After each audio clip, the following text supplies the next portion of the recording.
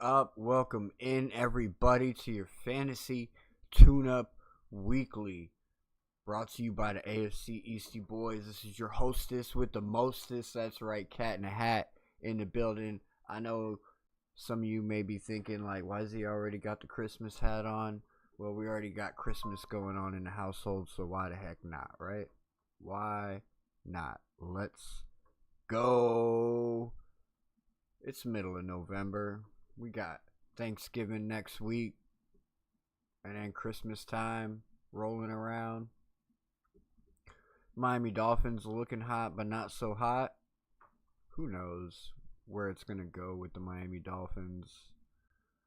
Who's to say what happens moving forward? The play from Sunday, honestly, wasn't great. So, like I said,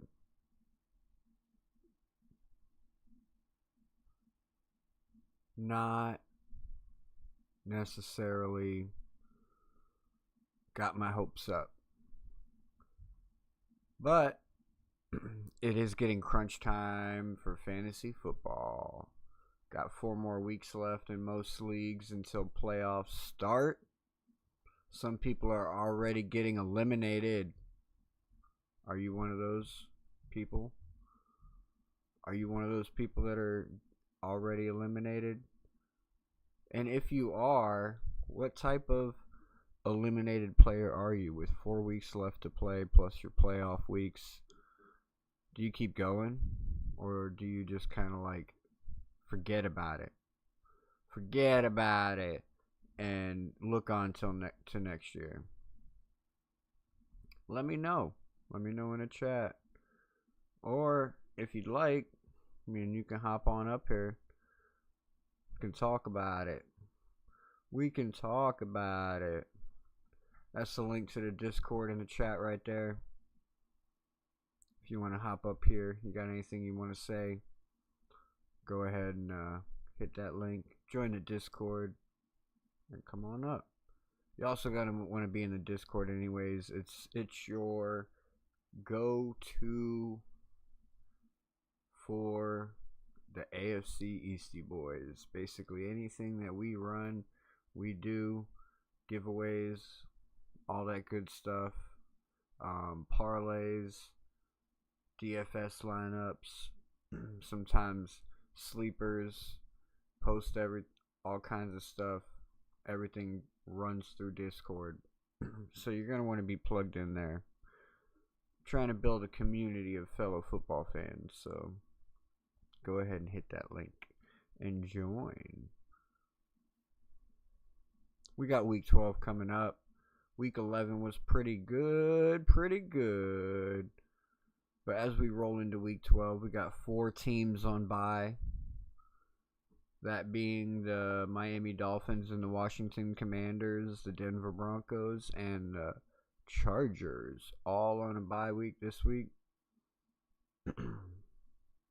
So, not a whole lot of crucial players are going to be out, but there are some players that are going to be out. Some key players. Like, I know Devon A-Chain is a key player for a lot of people. He's going to be out. You got the Chargers over there. Keenan Allen. Kind of glad that he's going to be out on a bye week this week because I've been rolling with Keenan Allen and he's only been doing okay after starting the season off hot. But the upside being with the Chargers has had me just locked in on Keenan Allen, even though I've had better options the last couple weeks than Keenan Allen, like Jameson Williams over the last 2 weeks would have definitely been a better option than Keenan Allen. But those are small, crucial mistakes that every fantasy owner tends to make here and there. We try to avoid those crucial mistakes because a gap from 20 points to 8 points, that's humongous. That can mean whether you win or lose your match that week. So we try to avoid those try to make sure we're plugging in the optimal players. But before we jump too much into the nitty gritty, we're actually going to run through injuries first this time before we get into the weekly games. But before we get into all of that, of course, the DCC is rolling around all the way through February when the 5K rolls around. We're trying to raise money, as much money as we can for the DCC. You can see that QR code down there at the bottom of the screen. You can hit that. You can donate to the DCC. They're trying to raise $100 million since year one. And if you don't want to hit the QR code, you can go to the profile page. You can find it on our profile page. And while you're there, you can smash that like and subscribe. So, as we roll through injuries, we had quite a few people get injured this past week. Josh Jacobs went out in the middle of the game in Green Bay. It says here his knee is structurally sound and no surgery is required. For now, he is considered day to day, but could miss this team's Week 12 matchup against the Vikings. Most likely is going to miss this week's matchup against the Vikings. Expect Wilson to play. You can pick him up off the waiver wires. I'm pretty sure he's still on waiver wires. We can actually go look that up right now.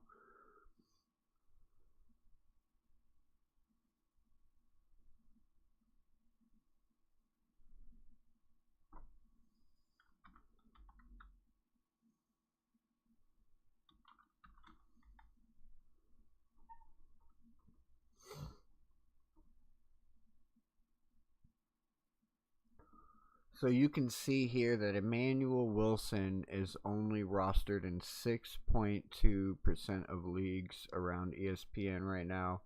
So definitely an easy target.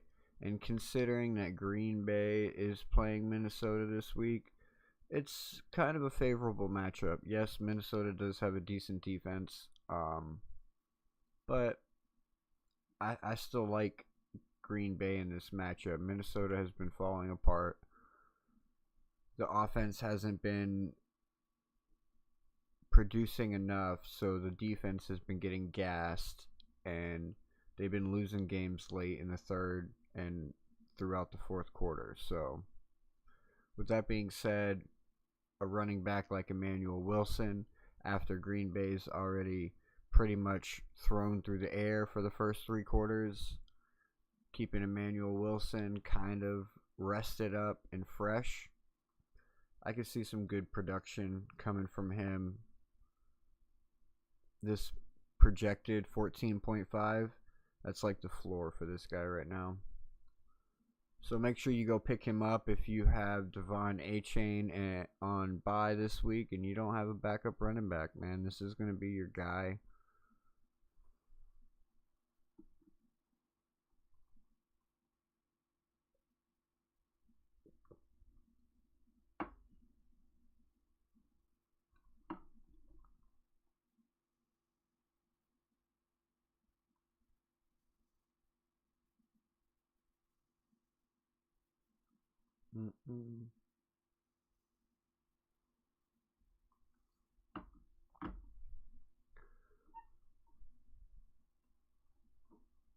Michael Penix Jr., I don't think this really matters or pertains to anybody, in my opinion. Honestly, you're better off. The only way this would pertain to anybody is if you are in search of a quarterback for this week. Kirk Cousins isn't a bad option, considering the match that they have. I'm pretty sure they're playing the Saints this week, if I'm not mistaken. Kirky Cousins, where you at? Yeah, they're playing the Saints this weekend, so that's a really good matchup if you're needing a quarterback. Kirk Cousins is going to be getting the start over there. And I do think playing against the Saints, that is a pretty solid start. I mean, you look at these numbers, they're not very great though, right? Carolina, Miami, Carolina, both against Carolina, but he didn't play the full game against Carolina. But yeah, low numbers against Carolina. That's a divisional opponent. They didn't do anything the first time against Carolina. And then Miami, you seen what we did in Miami. Shut them down. So playing New Orleans, this should be a much easier matchup. Kirk Cousins would be a good fit if your quarterback is somebody like Aaron Rodgers, who is most likely not going to play this week. It says that he is estimated to return, but I don't expect him to return this week. But they do play Chicago.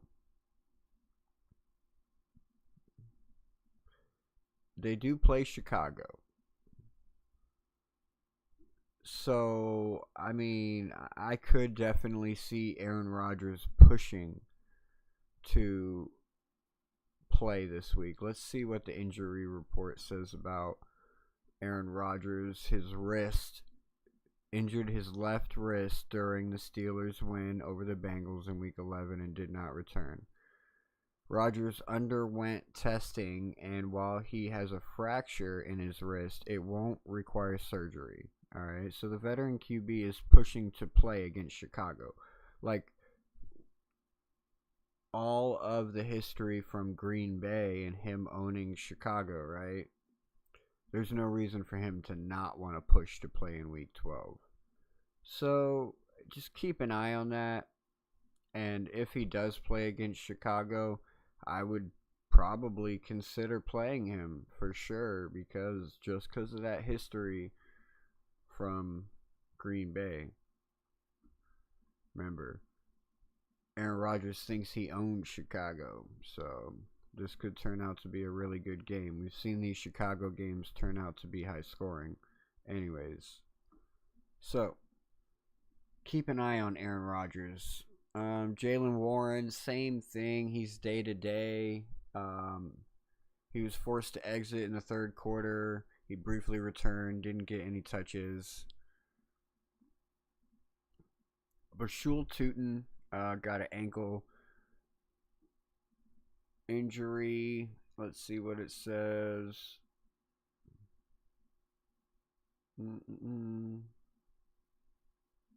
It's not giving me an update on it, but the veteran should see an uptick in usage. Even good enough.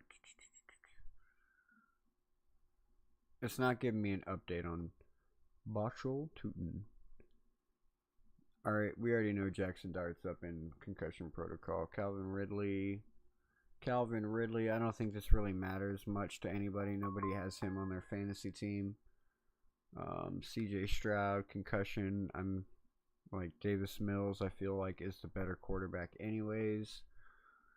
Jaden Daniels out again. Bucky Irving, Stevenson, we got to keep an eye on that. He might come back this week. Same with Pacheco, Drake London, Marvin Harrison, Brian Thomas Jr. All three of these should be coming back this week.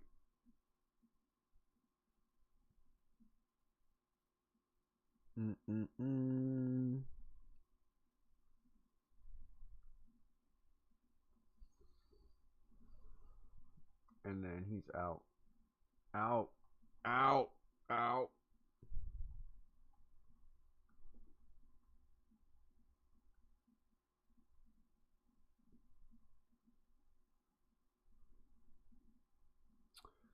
So yeah, if Aaron Rodgers is playing, I say start against Chicago. It's just seems like a really good matchup for him. Seems like he would have a chip on his shoulder to want to play that game. So let's go back. All offensive players. And we also need to look at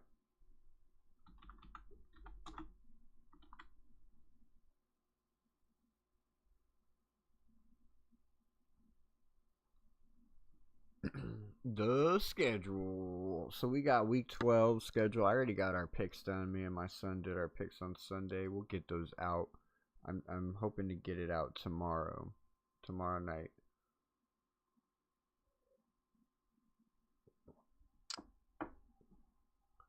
The only game he missed was the Raider game. I don't know why he went Raiders over Cowboys.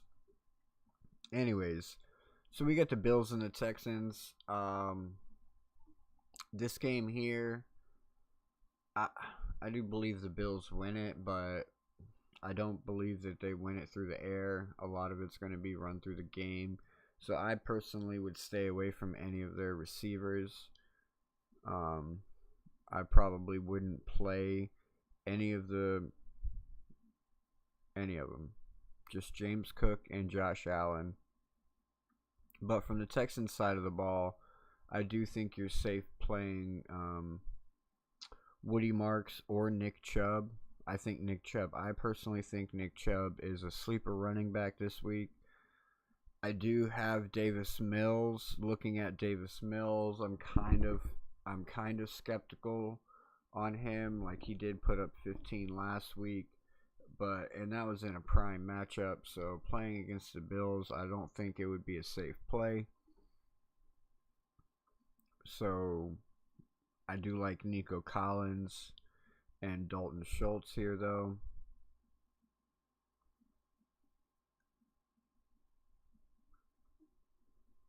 But I could definitely find you some better tight ends to use rather than Dalton Schultz. Don't get me wrong, Dalton Schultz probably gets you 9 to 12 points. So if like that's what you're looking for, if that's the range you're looking for, he'll do that for you. But like I said, any of the Bills passing game, like if Josh Allen throws for over 200 yards in this game, it's going to be very spread out, and it's not going to be worth putting even in a flex spot unless they get touchdowns. Like, you're looking for at least 2 touchdowns on somebody like Khalil Shakur getting 4 receptions for 47 yards. What's up, Joe? How you doing tonight? So I personally would stay away from their receivers unless you don't have a better option. But if that's the case, I can find you a better option on the waiver wire for this week. Bet that. And then, so not a whole lot, honestly, from Bills and Texans game. Would honestly stay away from that. Colts Chiefs. This one kind of scares me a little bit because you have 2 championship caliber teams going at it, and it's definitely been trendy to where these types of games can be rather low scoring, or they can be super high scoring. But the Chiefs don't play that type of football, but the Colts can force them to play that type of football, and the Chiefs can definitely live up to it for sure. So I mean, obviously you're playing Rashee Rice if you have him. Xavier Worthy, I think, he's worthy of a flex spot for sure. Michael Pittman Jr.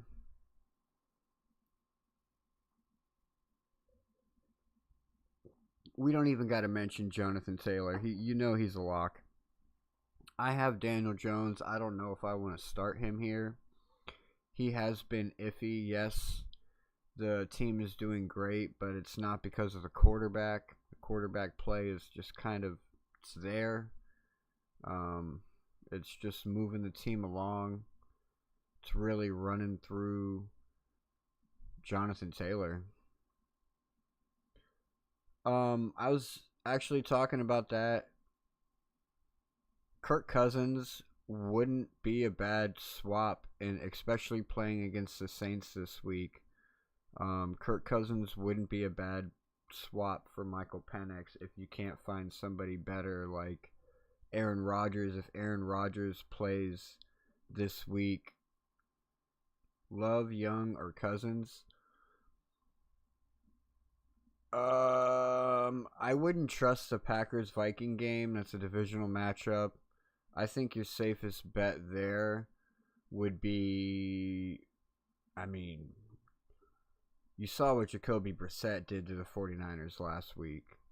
He was able to put up a nice number, and Bryce Young put up a nice number against the Falcons last week as well. I think the safest bet still though is probably Kirk Cousins in this instance, just because of the matchup. They're playing the Saints. They're playing the Saints, man.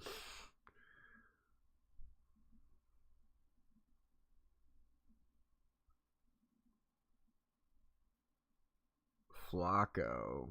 Bengals against the Patriots. You think that's a smart move right now?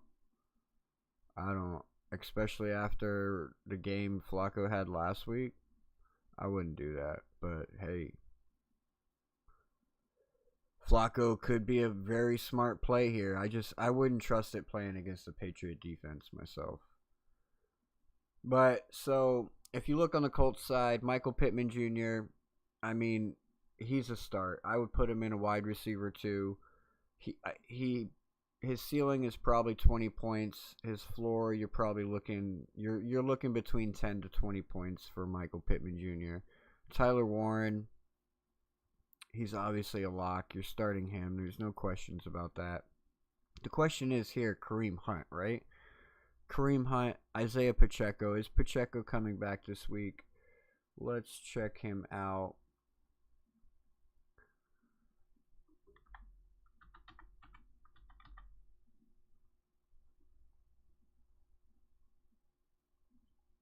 He is estimated to return this week. Last 2 games, knee injury. Um,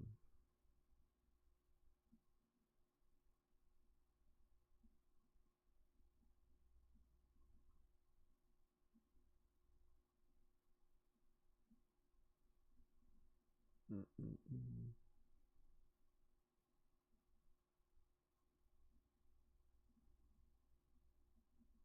So it's still a little too early to gauge whether Pacheco is actually going to suit up and play. But he has missed 2 games, so expect Kareem Hunt to still get the goal line touches. So if you are playing Pacheco and he plays, you're hoping that he gets big runs, because they're still going to give, with him nursing a knee injury, they're still going to give Kareem Hunt the goal line touches.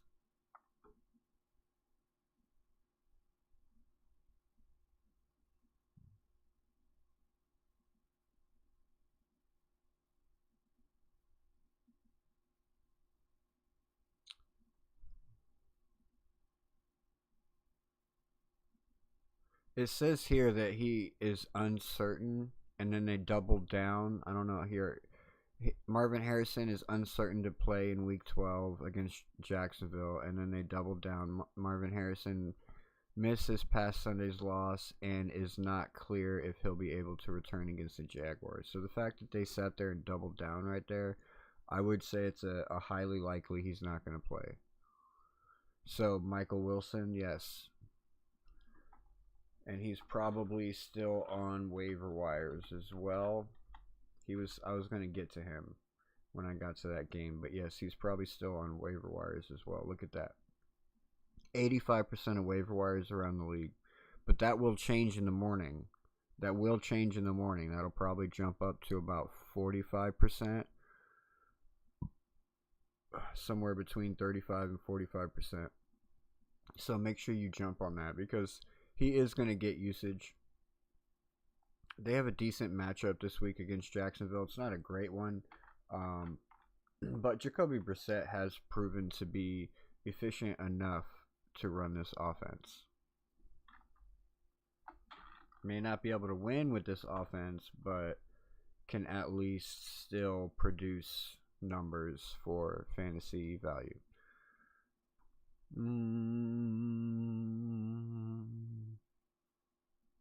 If he returns in Week 12 against Cardinals, Thomas would likely reprise the role.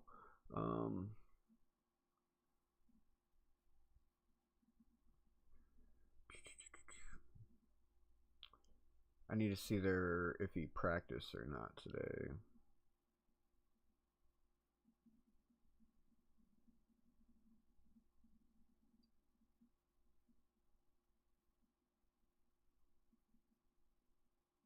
He was limited in practice last week. Yeah, recovering from a low-grade high ankle sprain to avoid a second straight missed game. I see him trending to play this week. I do see him trending to play this week. Because he was limited in practice last week. So I would assume he's going to practice all this week. He will probably be limited the first couple days and like get more physical like Thursday, Friday practice. So I do think that he will play. It's not set in stone yet, but the way that it seems for me, like it's trending in the right direction.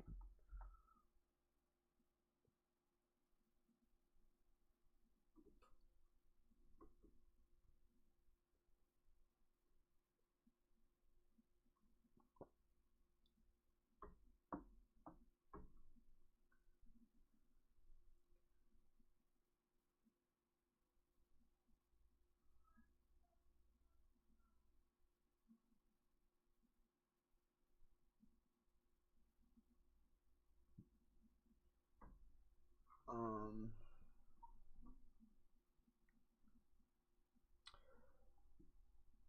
the Vikings are playing the Packers. The Jacksonville's playing Arizona. That's a good matchup right there. I think Jacoby Myers. Let's look at it. He's been getting more. Like he just got there 2 weeks ago, and BTJ has been out. But we just talked about how BTJ could be coming back, so that's going to cut into Parker Washington or Jacoby Myers' production. And why is it not showing up for me? Spelling it wrong, that's why. So the first week he was with them, he got targeted 3 times, caught 3 of them, and then last week he got targeted 6 times, he caught 5 of them. So it did go up from week to week. Obviously, you would expect that. He's getting used to the offense. And then we look at Washington, who has been coming up in this offense since the beginning of the season. I like this matchup. That's why I'm kind of going through these. But you can see here, it's kind of hit or miss, even with BTJ gone. Like you can see here in some of the weeks where BTJ was here, he had 11 targets in this one, 5 in this one. But he only caught 4 of those 11 targets. And here, another game where he had 10 targets, but he only caught 4 of them. But here's one where he had 9, but caught 8. And then here's one where he had 7, but caught 3. So he's trending to where he has butterfingers and not really good hands. So I probably would lean more towards Jacoby Myers on that one. Deebo Samuel is got a bye week. Quentin Johnston's got a bye week. Josh Jacobs, questionable. I was talking about Josh Jacobs earlier. It's a day-to-day thing. If he's playing, obviously you're going to want to play him. Zach Charbonnet. Seattle is playing a good matchup this week too, I believe. Yes, they're playing the Tennessee Titans.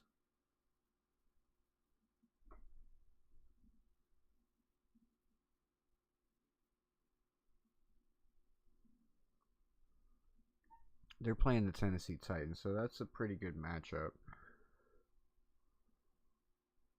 Hollywood Brown. I don't like Hollywood Brown anymore. Hollywood Brown was great in the beginning of the season before Rashee Rice, and especially when Xavier Worthy and Rashee Rice were out. But I guarantee you, if it's in a a clutch time for Patrick Mahomes, and he had to choose between Juju or Hollywood Brown, 95% of the time he's going to choose Juju Smith-Schuster.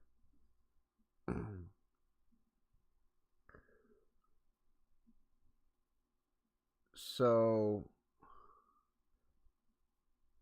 I don't know if I trust Devontae Adams this week either.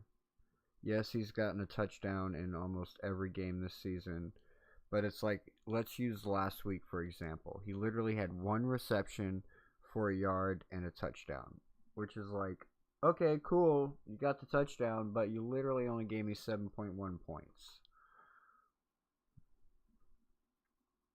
And playing against Tampa Bay, which had a 32-44 point game on Sunday against Buffalo, which this is going to be a similar style game.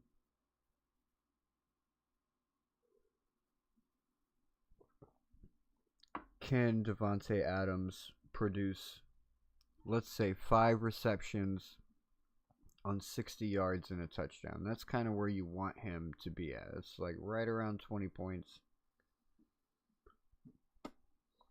Right around 20 points.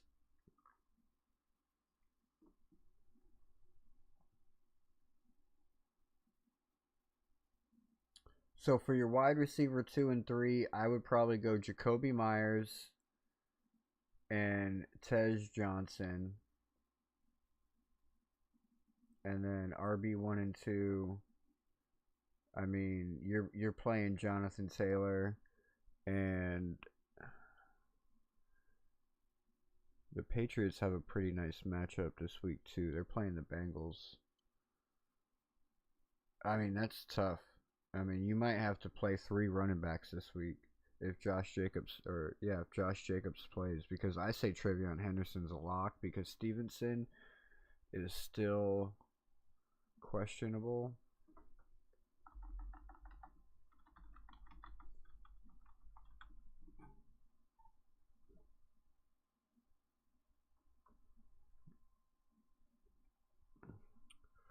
Appears to be trending in the right direction to return from a toe injury when the Patriots face the Bengals. He's missed 3 games with injury. Oh, excuse me. Trayvon Henderson has broken out, leaving Stevenson's role upon return uncertain. And we already know Vrabel is most likely going to ride the hot hand. Right now, Henderson has been hot. So, yeah, I think even with Stevenson coming back this week, it's not going to be an immediate workload. He'll probably have, probably in this range of carries. It'd be like a 70-30 split, which is still good for an RB1 like Stevenson playing against a team like the Cincinnati Bengals, who can easily have one run that goes for 50 yards and a touchdown. That's 11 points for you right there, buddy. So, don't worry. And your pufferfish won't eat clams. Well, I'm sorry, bud. What else do you feed it? I don't like pufferfish. They make tanks dirty.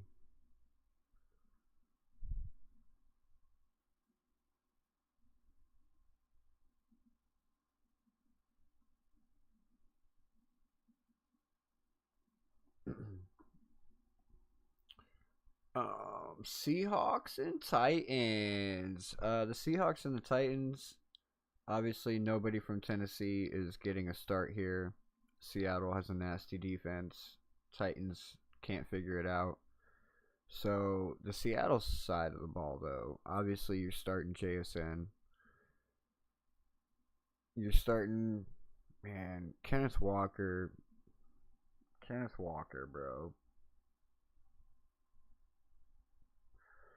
They definitely have a split backfield over there in Seattle, and it's hit or miss on who's going to get the points from week to week, because like one week Charbonnet will get the touchdown, the next week Kenneth Walker gets the touchdown. Sometimes it goes 2 weeks per, and it's like, urgh. It makes me angry because I lost one of my weeks because Charbonnet got the touchdown I needed Kenneth Walker to get, and it literally, I lost by 4 points because of it, and I was like so angry. I was so angry, bro. Erg. But JSN, you're playing AJ Barner in this game. AJ Barner, he's a tight end that has been getting increased production in the Seattle Seahawks offense.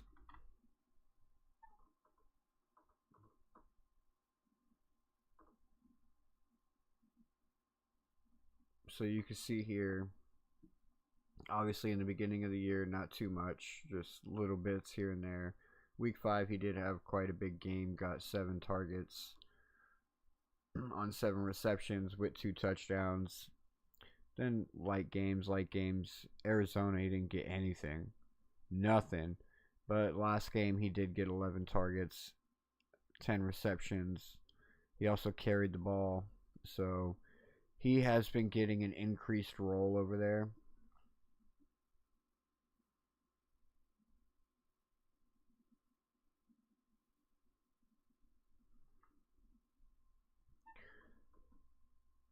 How's your sand look? Is it still clean, or is it just because like I have a diamond goby in my tank that does the same thing, like kicks up all the sand everywhere, but he cleans it, so I don't care typically. I let him do what he wants.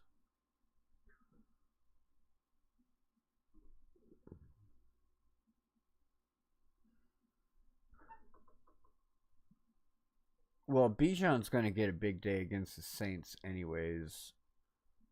I'm hoping that Kirk Cousins is able to utilize Kyle Pitts a little bit better. But I do expect Bijan to have a big day because Kirk Cousins will utilize him out of the slot as well, like in panic mode, dumping it off, things like that of that nature. So he'll get receptions plus yardage, and he'll get touchdowns to boot.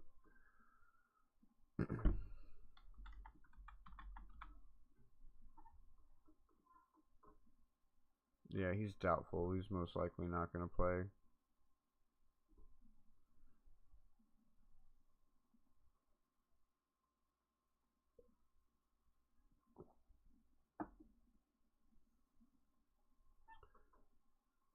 Most likely not going to play.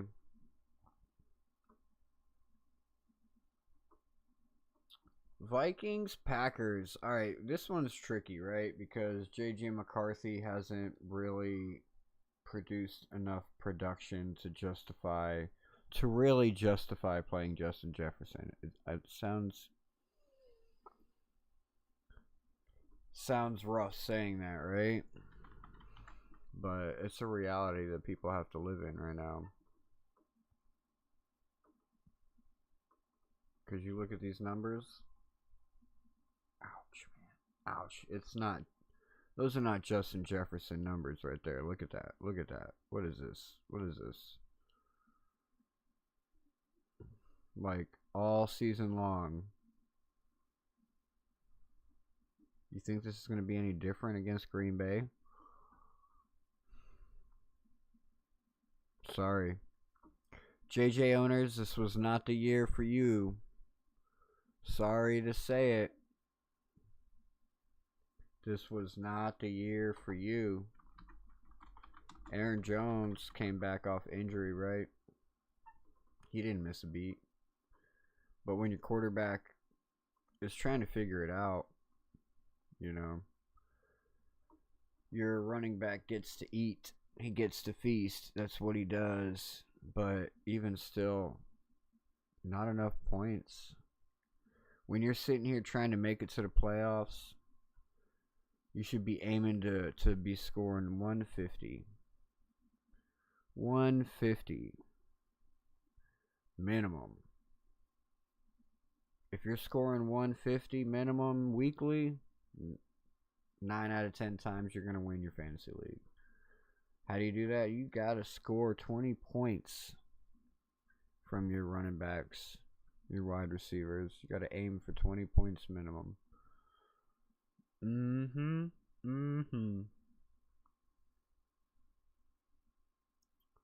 And playing against Green Bay, I wouldn't trust anybody from Minnesota, honestly. Even Aaron Jones, not.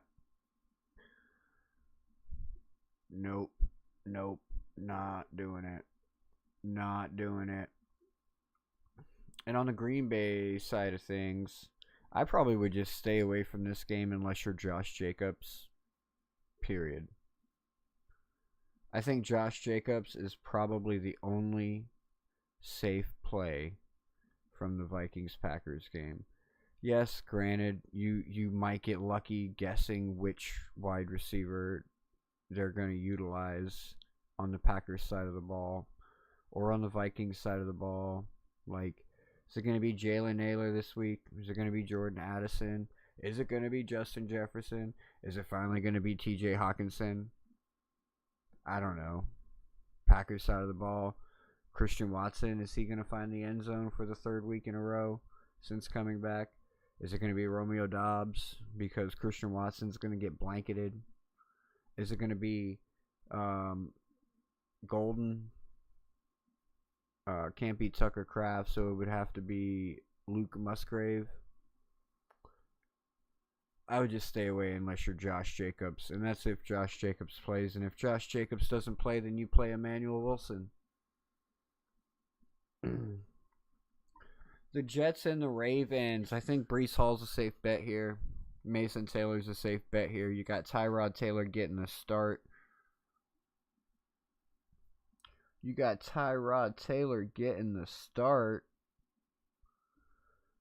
So it is going to be slightly different from quarterback perspective looks, but it's not going to be much better.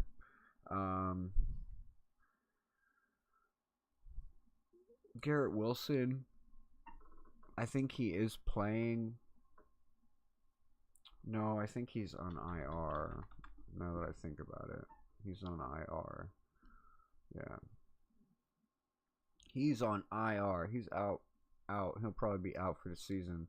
Says he can return on 12/14, but I don't think so. They'll probably just leave him out. They should.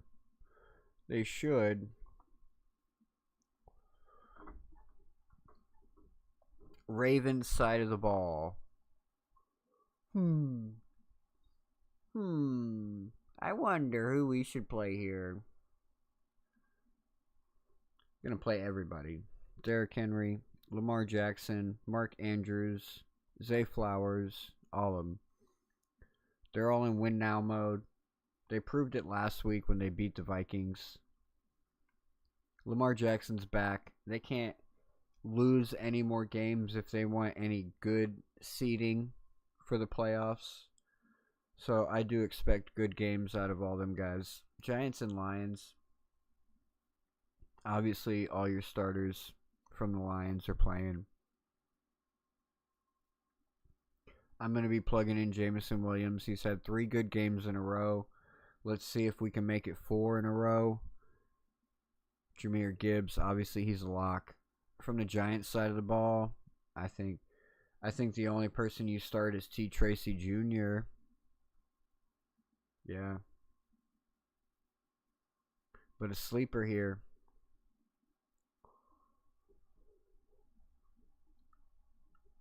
There are none.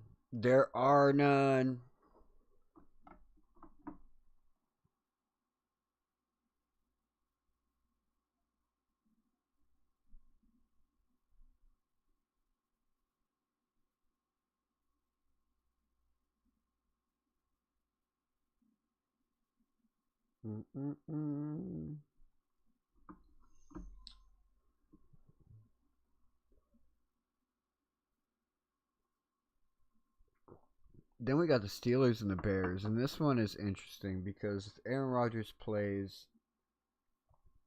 then this has the opportunity to be a really good, high-scoring game.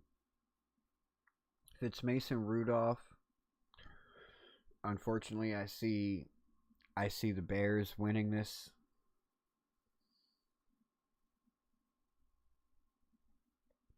Hold on. I'll be right back, guys. I need to stand up for a minute. I'll be right back. Go get some fresh air. Don't agree with it? That's too bad. Like and subscribe anyways. Like and subscribe anyways.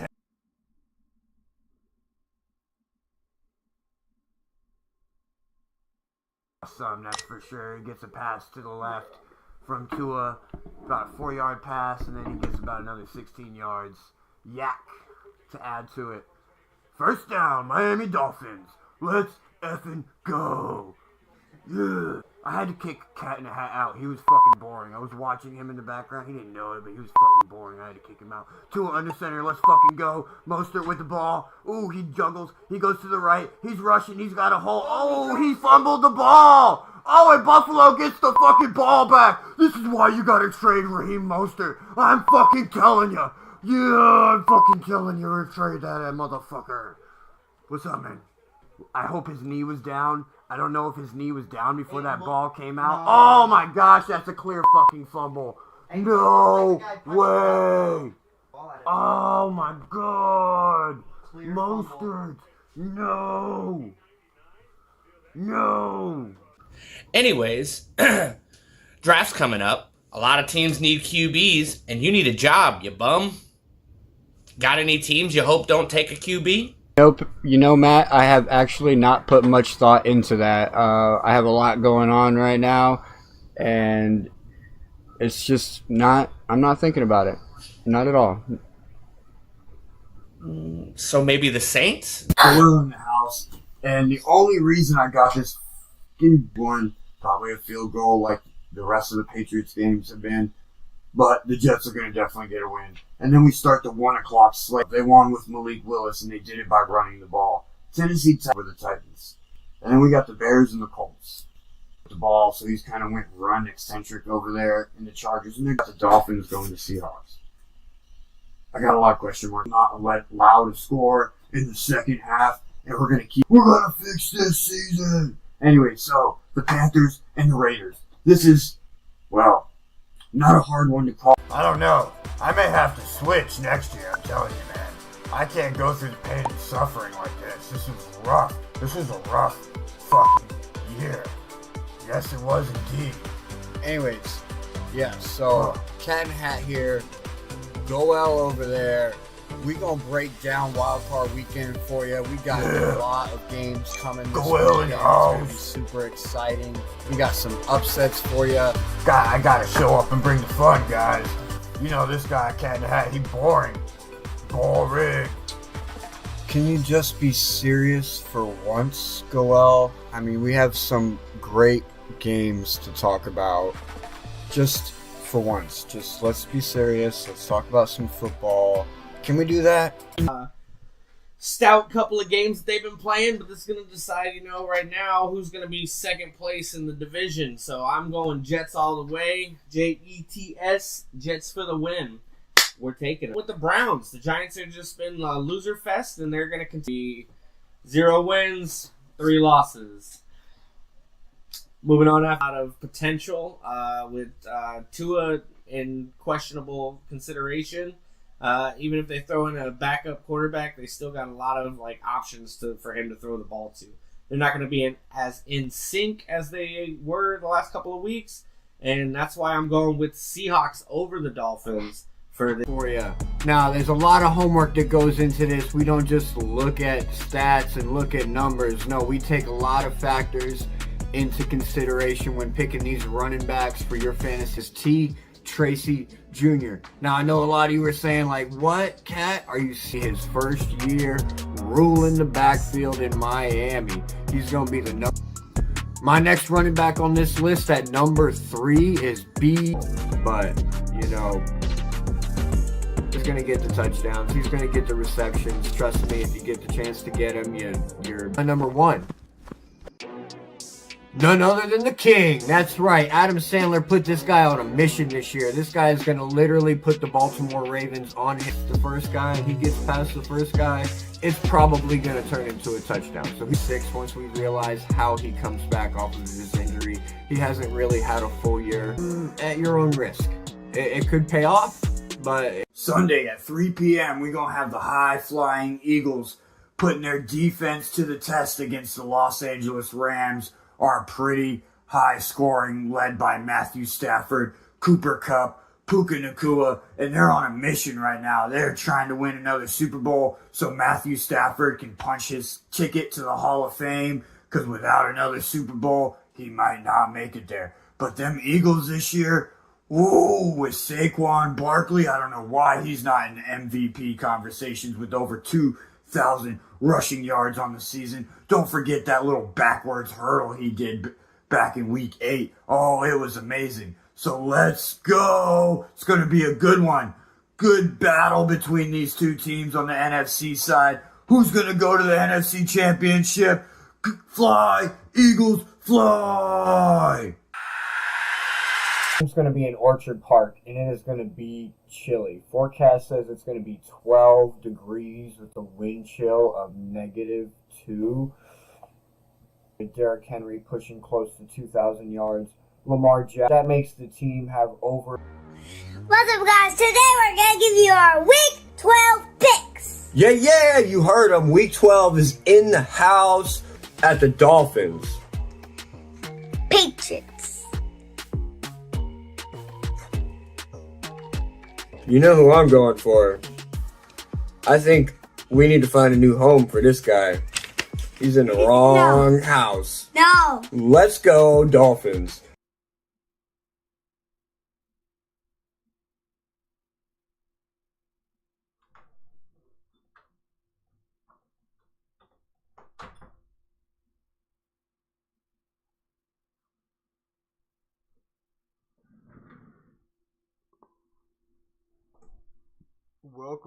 Welcome back.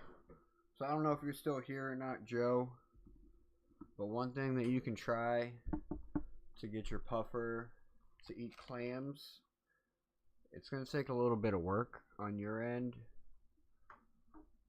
Let me bring the camera back up for you, ladies and gents. Bring that beautiful face back up here for you, your hostess with the mostest. Anyways, something that you can try to get your clam or get your puffer to try and eat clams is get them, crack the shell open.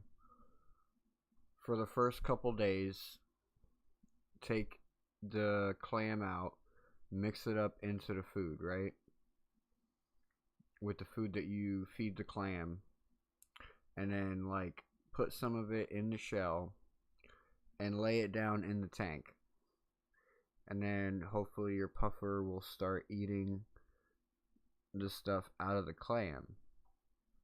And then just put an open clam down there after a couple days. Like if it's eating out of the clam area, alright, success, right? Then you open the clam and just set the clam down there and see if you can get the puffer to eat the meat out of the open clam. Do that again. Do it a couple days. And then try it with the closed ones. And then hopefully in about 2 weeks or so, your puffer's doing what you want. So I hope that helped you out.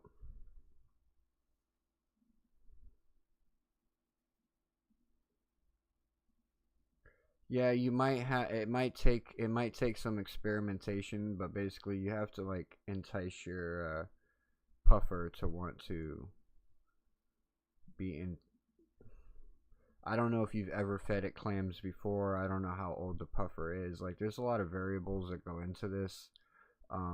Fish are just like humans in a sense. Like, they have brains, they have patterns. Like, there's fish that they say you shouldn't keep in a coral tank because they eat coral. Well, it's like, yeah, if they grew up eating coral, then yeah, they're most likely going to eat coral. But if you get it and it's never ate coral in its life and you put it in a tank with coral,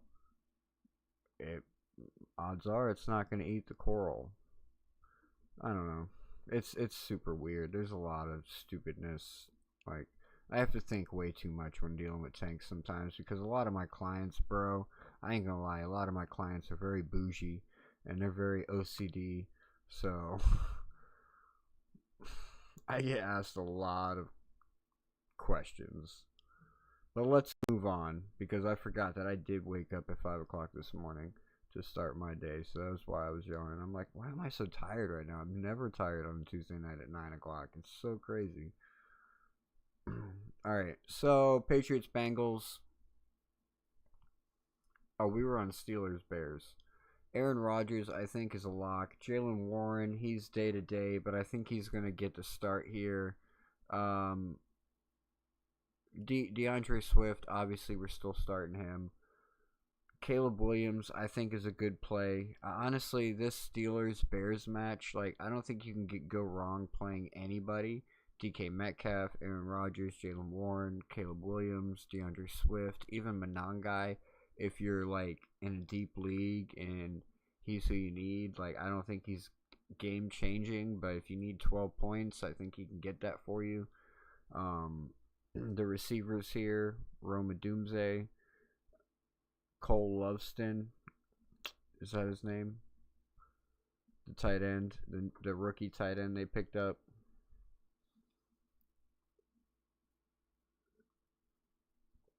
Good matchup. Patriots Bengals. I don't like this so much unless it's Patriots. Unfortunately, I hate admitting it. I hate saying that. Oh my gosh, I can't believe I'm saying like you should play anybody from the Patriots against this game. If Butte is playing, you're playing him. You're playing Henderson. If Stevenson plays, I would err on the side of caution of him just for the fact that he is coming back and Henderson does have the hot hand right now. So it doesn't mean Stevenson can't himself break off a big run for a touchdown that makes it worth it. You know what I mean? On the Bengals side of the ball, Joe Flacco, not a bad play. Joe, it's not a bad play playing Joe. It's just you're flipping a coin here and you're hoping that it lands on what you call. Because if it doesn't land on what you call, it's going to be a really big bust. And you're probably looking at like 10 points at I would go even as low as 8 points is Joe Flacco's floor, right? But the ceiling is up there, right? It's also up there. He could get 28 points. Not this week. Jamar Chase is out. I would say stay away. Stay away. T. Higgins, yeah, T. Higgins will eat. But he's not Jamar Chase. He's not that game changer. You take the threat of Jamar Chase away, T. Higgins isn't going to get the production that he typically would get because now he's going to be getting double covered. So I would just stay away from everybody Bengals unless your name is Chase Brown. And even Chase Brown is iffy this year. Raiders, Browns, Brock Bowers, that's it. You got Shador getting the start over there, so be careful with Fannin Jr. and David Njoku and Jerry Jeudy. It's very questionable. Yes, Dak Prescott lit up the Raiders last night, having no problem throwing all over the Raiders, and you would hope that Shador Sanders can come out here and do the same thing, but I don't know, man. His play from last week did not look very promising, so I would not look highly into anyone from either of this game unless your name is Brock Bowers. And it's going to be Brock Bowers just because he's the security blanket for the Raiders. You would hope that would be Ashton Genty getting drafted so high, but I saw this coming.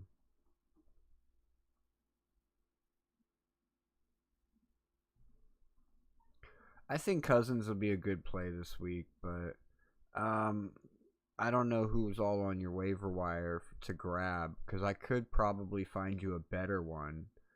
If you want to let me know who all is on your waiver wire, or if you want to send me a screenshot in Discord, we can talk whenever, bro. Like, my Discord is open 24/7. You just got to join and start conversating. If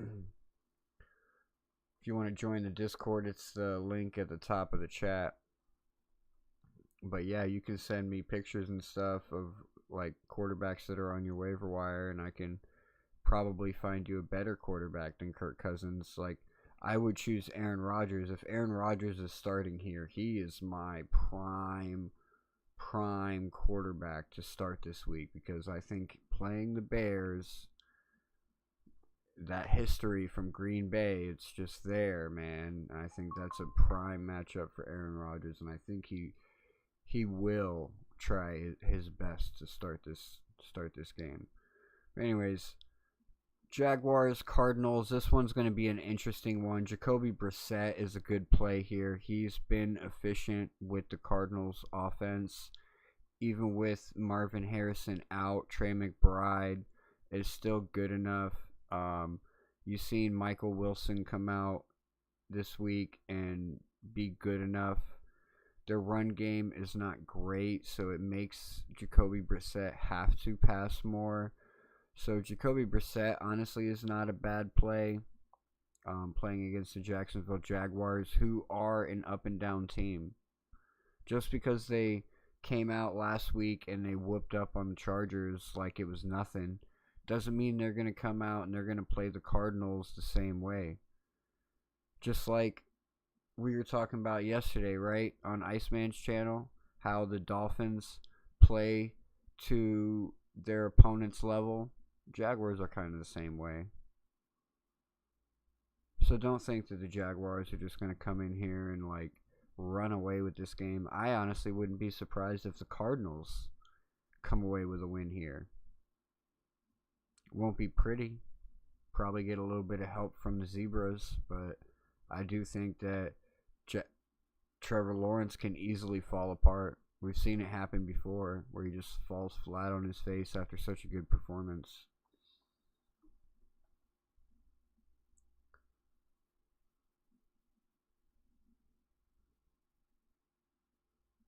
Yeah, I wouldn't expect that Rodgers is on anybody's waiver wire. I'm honestly surprised Jordan Love is.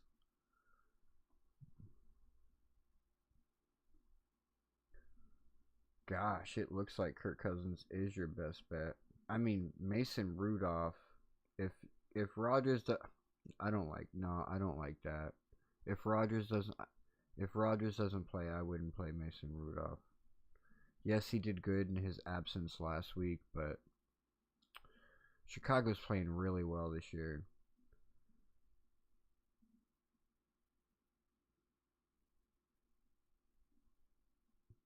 I definitely don't like Ward against Seattle. That's horrible.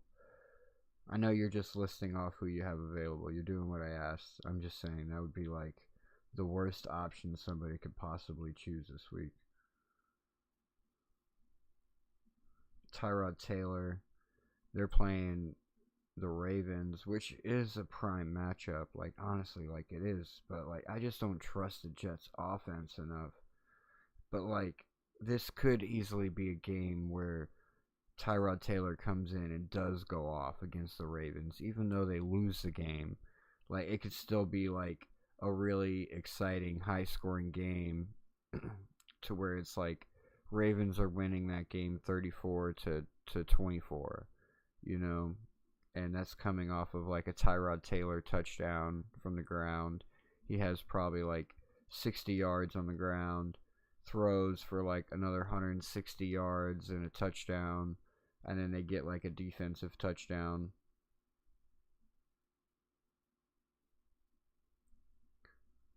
Watson or Trey Tucker? I'm assuming you're saying Christian Watson from Green Bay, or Trey Tucker. The Raiders are playing the Browns.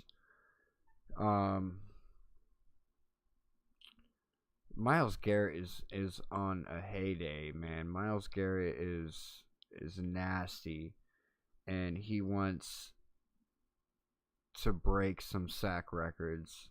I wouldn't trust Trey Tucker here. I probably would go Christian Watson playing against the Vikings.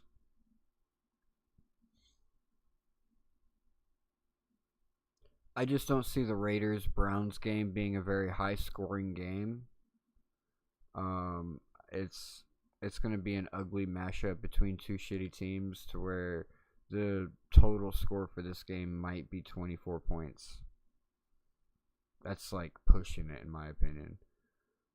So on the Jaguars side of the ball, obviously you're going to play Travis Etienne Jr. since Bashul Tootin is out, so he's not going to have to really be splitting the touches. And especially if Trevor Lawrence fails to be effective in the passing game. I could see them easily result to the running game. Brian Thomas Jr., if he has a return, if he returns this week, I would play BTJ. I would also play Jacoby Myers. Like I said, like I said earlier, I'd probably stay away from Parker Washington. Just hasn't been catching the ball. There's been plenty of games where he's had lots of receptions and caught less than 25% of them. So just for that factor, I would stay away from Washington. Eagles and Cowboys. Eagles and Cowboys. Now this one has the potential to light up the night. Too bad the game's at 4:25 and it's not at 8:20 p.m. But it still has the chance to light up the night. The last time these two teams met, I think the score was pretty high, if I'm not mistaken. It was in week 1.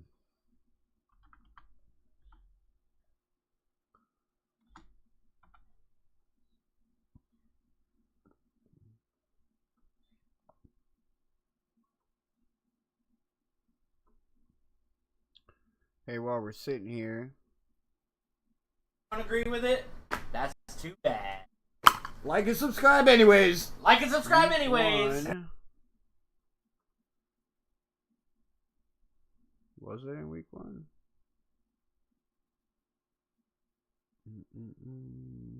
I'm not seeing it for some reason. I'm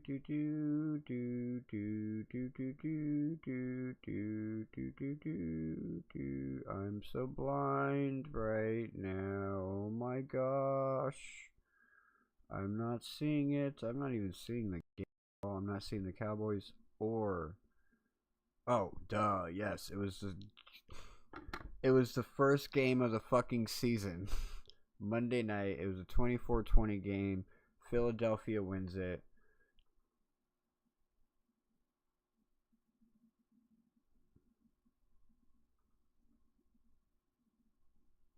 So there you have it. I mean, kind of going to be similar to that. You're going to see George Pickens, CeeDee Lamb eat. You're going to see A.J. Brown, Devontae Smith eat. You're going to see Dallas Goedert eat. Saquon Barkley, Javonte Williams eat. I think this game will be higher scoring than what it was the first time. And we might actually see Dallas pull off a win here so that they don't split. Or so they split and don't get swept. Because Dallas is trying to make a run. I don't think they're serious. I don't think they're going to make it. But they are sitting at 4-5-1. So it's not out of the realm of possibilities if they win out. Especially if they can get a win against the Eagles. And knock the Eagles down a notch. But then they have a tough gauntlet. Chiefs, Lions, Vikings, Chargers. Like... Definitely catching 2 losses there. Sorry. I don't see it happening. Definitely catching 2 losses there. Chiefs and Lions. Like, yeah, this next stretch for them is pretty tough.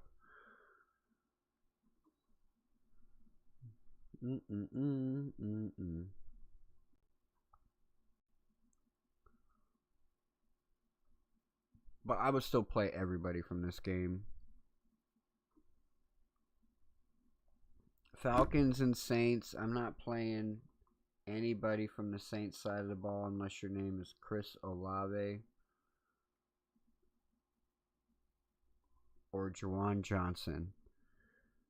Falcons, we talked about Kirk Cousins in place of Michael Penix Jr. This is a really good matchup playing against the New Orleans Saints here.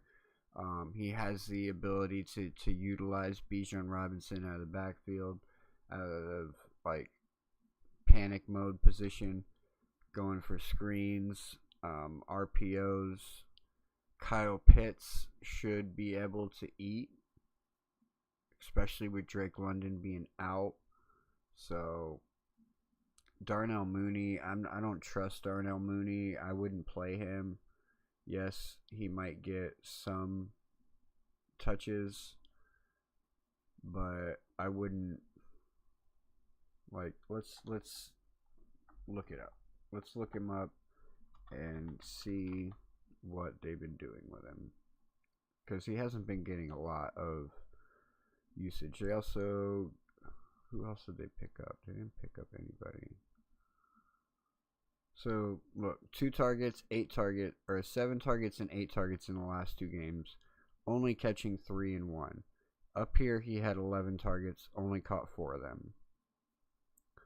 So he's having the same problem as Parker Washington. So I don't necessarily think I would trust him. Atlanta. I don't know who else is on Atlanta.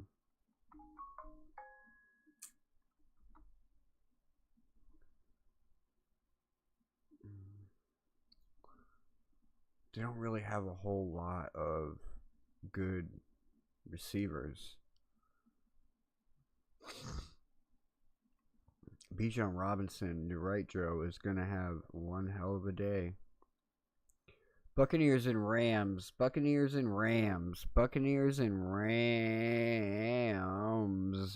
I like this game.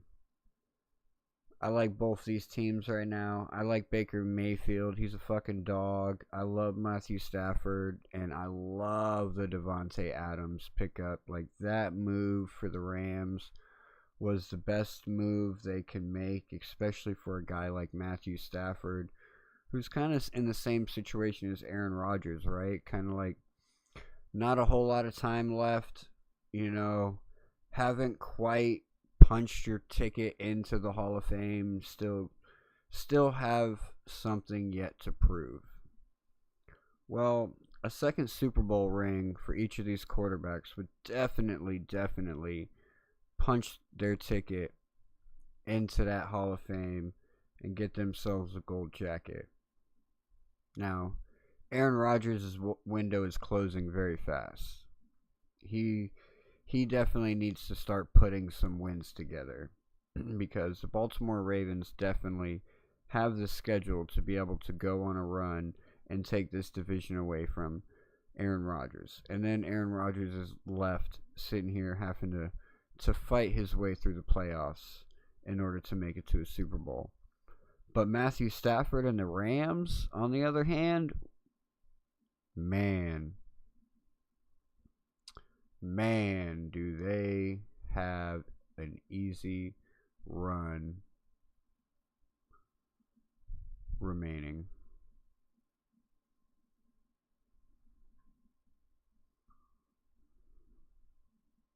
We're going to pull it up. Let's pull them up.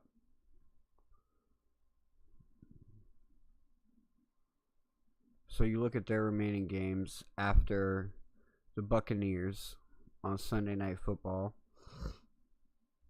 They then go and play the Panthers. And then they go and play the Cardinals. And then they come home to play the Lions. And then they travel to play the Seahawks. But then they finish out the season with the Falcons and the Cardinals. So you see what? A possible 2 losses coming for the LA Rams, who are currently sitting at 8-2. So they could easily end their season sitting at 13-4 or 14-3, leading, having home field advantage.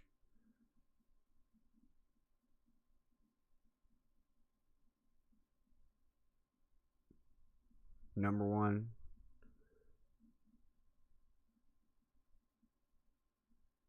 Playing the Panthers, and Love is playing the the Vikings.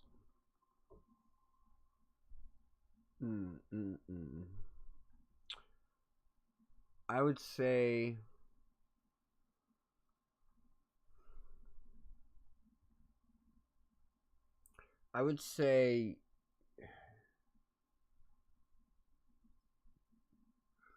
that's a tough question.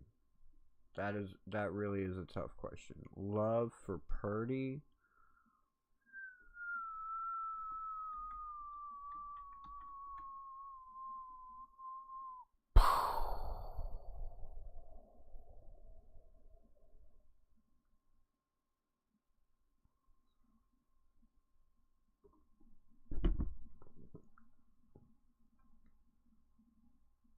3 games so far this year.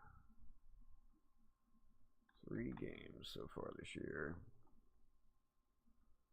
3 games so far this year, so not a whole lot of data to run off of.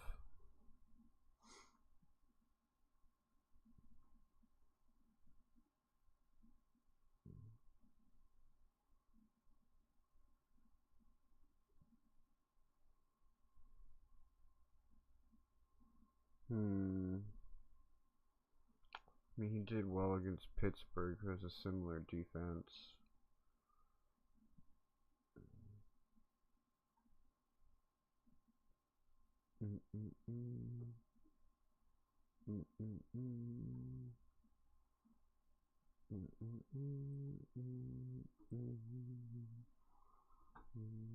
Give me a second. I'm calculating numbers in my head right now for you.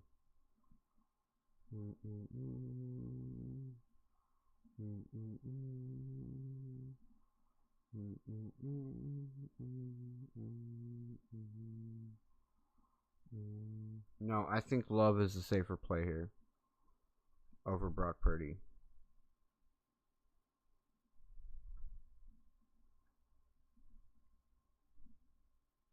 My personal opinion. I think Love gives you a 15 to 27 point window to where Brock Purdy is going to give you a 15 to 22 point window. So Jordan Love slightly better. Just because I feel like Carolina is they're sneaky good when they want to be, and their defense is what is helping them out. And there's just not enough data to go off of for Brock Purdy. Yes, like we've seen the San Francisco offense run with any quarterback, right? Yeah, we have. But I mean, that still hits right around my 15 to 22 point range, I feel like. So I don't think you can go wrong with either quarterback. I just personally feel like Love has the higher ceiling.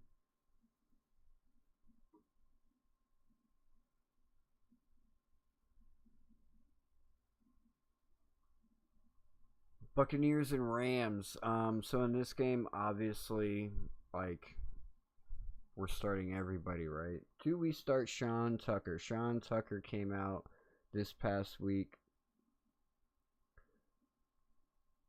Yeah, they're all six points for touchdowns. Wait, oh, for the passing touchdowns, it's 6 points. All right, let me ask you another question. Do you have anybody to pair with those quarterbacks? Because this could matter. This could make it a different. This could make it different. I'm guessing you said that's 6 points for a passing touchdown.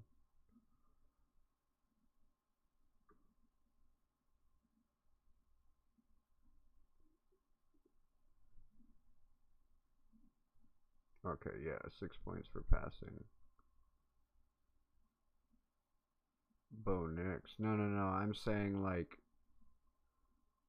who do you have that you Don't agree with it? That's too bad. Like and subscribe anyways. Like and subscribe anyways. Who do you have that you could possibly pair with your quarterback? So let's say you had Jawan Jennings and Brock Purdy. So now you're getting double points for your touchdowns. Or if you had Jordan Love and Christian Watson, or Jaden Reed possibly, although Jaden Reed doesn't really get a lot of the touches, it's really hard to pair somebody with Jordan Love unless you had Tucker Kraft. Tucker Kraft was the sure pair for Jordan Love, but if you have somebody to pair with Brock Purdy, like a Jawan Jennings or George Kittle or Juwan Johnson, then start Purdy. then I would go with Love. Since it's a 6-point touchdown league for passing touchdowns, I think you have more chances for Jordan Love to throw passing touchdowns, to whereas Christian McCaffrey is most likely going to run in. Like, he has a high chance of running in all the touchdowns over there, right? Yes, Josh Jacobs is great, and he has that ability too, but that's not how the Green Bay Packers run their offense. They're trying to run their offense through Jordan Love with the option of having Josh Jacobs as well. And they're already moving off of Josh Jacobs. Don't be surprised if we see Josh Jacobs going somewhere else next year. So, with that being said, I would play Jordan Love. 6-point touchdown league actually changes the floor and the ceiling. It's probably now 28-point ceiling for Jordan Love instead of 24 because 2 extra touchdowns, or the 4 extra points for 2 passing touchdowns. There you go. Not trying to predict the future, but if that actually happens, make sure you come back and you smash that like and subscribe if you haven't already. We try and do this every Tuesday night, but we are a bunch of dads over here at the AFC Easty Boys, and we do have lives and wives and families and stuff, so we can't always get on, but we definitely do homework for you. And you see, I like to break it down. I look at games, I look at numbers. Like, I don't just like, oh, I like this player better than this player. So I do my best to try and give you as detailed information as possible, and then you can go from there. And then the last game on the list is the Panthers and the 49ers. We were kind of just talking about that with Brock Purdy. I do think it's a safe play coming in. George Kittle's a safe play. Obviously, Christian McCaffrey, we don't even need to talk about that. Like, that's obviously a lock. And then you start going and digging a little bit deeper. You get into the tight end, Juwan Johnson. I can probably find you some better tight ends to play over Johnson this week. But because Carolina plays the tight end position pretty well. So, yeah, you're kind of taking a risk playing the Johnson this week. But on the Panthers side of the ball, I think Rico Dowdle, you can start him. Don't expect him to put up one of his 200 or 20-point games. Like, I think you're looking between 10 to 15 points from Rico Dowdle.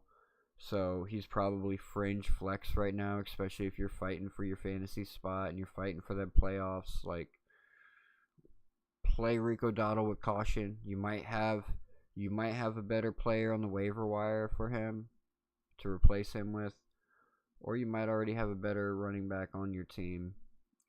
Bryce Young here, don't get fooled by the production that got put up last week. Don't get fooled by it. It's not sustainable. He's not going to put up over 400 yards back-to-back weeks. And if he is, you come back and you tell me. You told me I'm a fucking idiot, bro. Tell me to shut up. I can take it. I don't think it's going to happen, though. I wouldn't play Bryce Young this week. Tetuar McMillan, I mean, you're hoping for a touchdown. If you're in a deep league and he's all you got, sure, put him in your wide receiver spot, but could probably find you somebody else. But I don't have time to just dig here through the waiver wires for you. That's why we got the Discord, so that you can drop screenshots, you can drop questions in the Discord. You can hop on the Discord live and ask your questions. Somebody will answer. If I don't, my boy Waffles will answer. If he don't, I'm sure somebody else in the community will answer. It's a great place. So make sure you go and you hit that link. You join our Discord, because that's also a place you're going to want to be plugged into for our giveaways, because we always have giveaways going on. We always doing fun stuff. We're trying to build a community over there of football fans who just want to talk football and win some money. That's right. And speaking of giveaways, when we hit 500 subscribers, we got an autographed Mike Gesicki photo. Hold on.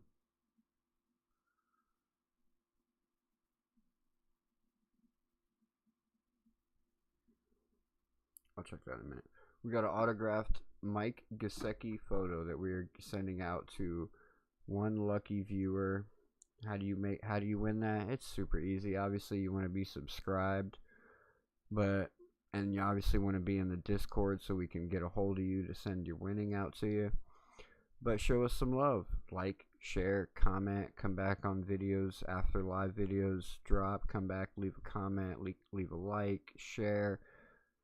We're keeping track of all that, and the viewer that shows us the most love, we're going to send it out to. And if you live in South Florida, you never know. AFC Eastie boys might show up at your door. I don't know. We'll see. Me and my boy talking about it. But anyways, we also got DCC rolling all the way through February. All the way through February, we trying to raise money for cancer. We're trying to help out Dolphins Cancer Challenge. That's right. We have a goal of, well, as much as we can raise, really. But for every $500 that we raise, I will be running 1 mile per $500 every single day, all the way up until the 5K. So please, please, please make me sweat in the name of cancer research. I don't mind. And just so you guys don't think I'm bluffing, I'll post it on YouTube. It'll be posted on our YouTube channel for every mile. I'll post them.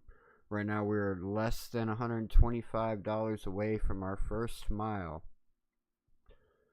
So, don't be afraid. No donations too big or too small to help life-saving research. And, yeah, I know. He's like, bro, what's up with these ads? Always with the ads, with the ads, with the ads, with the ads. Well, you know, these are our own ads, though. These are our own ads. Charlie's Choice Collectibles on Macari is your one-stop shop for this holiday season, for this gift-giving season. It's the place you want to go to find all the goodies that you're not going to find in a store like Target or Walmart. You don't want to be that uncle rolling into the Christmas party and the 6-year-old opens the gift and is like, "Oh, I already got this." No, you don't want to be that guy. You want to shop on Charlie's Choice Collectibles. Not only is it going to be a one-of-a-kind gift, you can be that special gift giver. It's also not going to break the bank. And it comes right to your door. The best place to go shopping is right from your couch, ladies and gentlemen. That is right. And you can do that on Macari. Holler at Charlie's Choice Collectibles. That's also where you're going to find your nice AFC Eastie Boys customized jerseys as well. Those are starting at $35. Just let them know you want an AFC Eastie Boys customized jersey and we'll get it worked out for you. But until next week, ladies and gentlemen, this has been Fantasy Tune-Up Weekly with your boy Cat in the Hat, your hostess with the mostest. It's not too early to rep Christmas. It's not too early to rep Christmas. Go ahead and jingle them bells. We'll catch y'all next time. Peace out. Jingle bells, jingle bells, jingle all the way. Mama,